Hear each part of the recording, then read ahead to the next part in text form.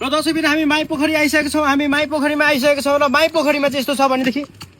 तेरो पोखरी होइन भाइ यो पानी अनि लोटसहरू हुन्छ यहाँ र गाइस हेर्नुहोस् तपाईँले माई पोखरी यस्तो छ है र माई पोखरी यस्तो छ तपाईँले हेर्नुहोस् गाइस तेरा बाउ यति साह्रो धनी थिएन कि यो खोला यो पोखरी किन्ने तेरो खोला कहाँ यो पोखरी भाइ यो माई पोखरी भनेको जग्गाको नाम माई पोखरी हो बुझिस् जग्गाको नाम माई पोखरी हो